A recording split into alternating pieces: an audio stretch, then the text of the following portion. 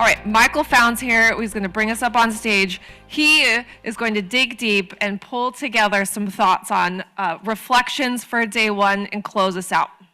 All right, I promise to deliver us to happy hour in the next couple minutes. I'm pinch hitting for Glenn Lowe, who's sick today, so stepping in. And Glenn probably would have said more insightful things about Floodmar, but I will shamelessly plug the network. I think we started out talking a little bit about what the network does, and then we had a lot of speakers who are moving on to another phase of their career or into retirement, are Floodmar influencers. And it's really important that we kind of have a plan to move forward of what we want Floodmar to be in the near future. And I'm gonna bring in a little bit of kind of my personal experience of working with the Floodmar network.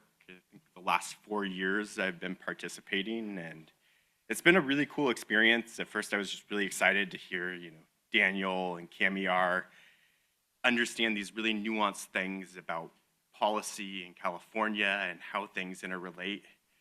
But I also kind of was confused about what I was doing sitting in on these meetings. What is talking about stuff effective at doing?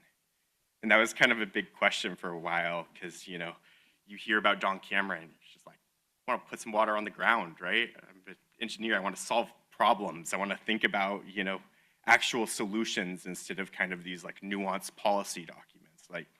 And it can be really hard because everyone comes in with their specific problem they want to solve, or, how can we fix the problem? Right? We're going to look at the geophysics, we're going to solve the policy issue, we're going to figure it all together. And that's, we all have limited capacity, but it really takes a network of people to get things done. And so, I kind of started, I didn't really know what I was doing, and I really encourage people who are in the audience that maybe haven't been as involved to join Lunchmar and just kind of listen, or maybe join one of the action teams and kind of hear what people are working on and what they're doing. And I think my initial frustration of like, why are we talking about this? We've heard this again and again. I think you have to really believe in kind of how the network can evolve. And it didn't come through to me until the 2023 floods, because then it took all these really nebulous ideas of what we want to do into things like the executive order, right? Like, none of us wrote that policy, right? But it finds a way of kind of being distilled up in how it gets covered in the media, right?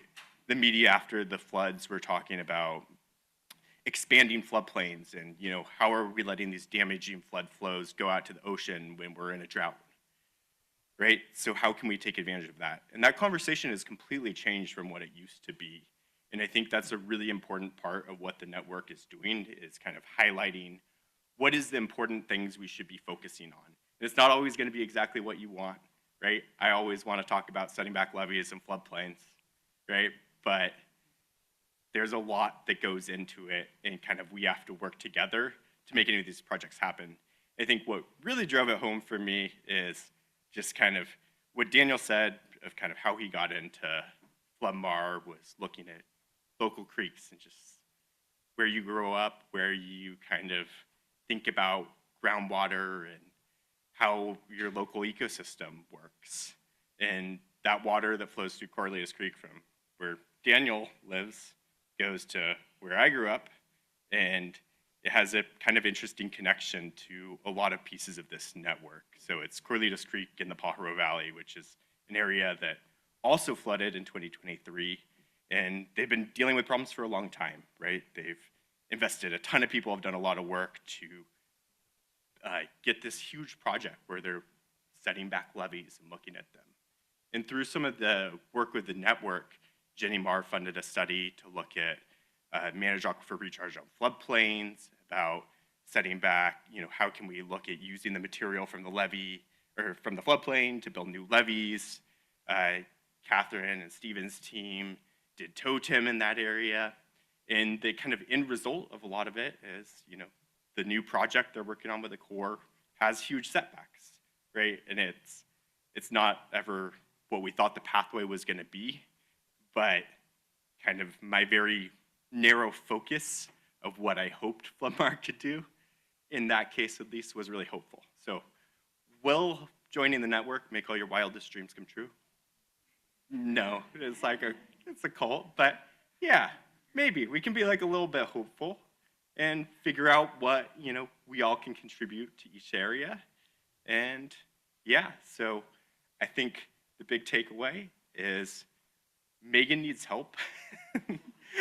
And we're a bunch of volunteers, so we give a tiny bit of time and sometimes show up to meetings, sometimes respond and promise to write something and kind of forget about it. But we all have to remember in these times when it's not flooding right now, it's dry, right? What are we building for when it matters, right? Because we need to lay the groundwork now before the big events come, before we actually have the ability to move water around. So I will pass it off to Megan, or maybe just straight to happy hour. Thanks, everyone. We have happy hour? Come on. Thanks, everyone. Great day. Okay. We reconvene tomorrow at 9 a.m. Coffees and carbohydrates will be served. Until then, I hope you can stick around for us. We have the space until 6 or a little after, and it stopped raining. So we have the beautiful patio and falling leaves outside. So snacks and a bar. Great job. You're free.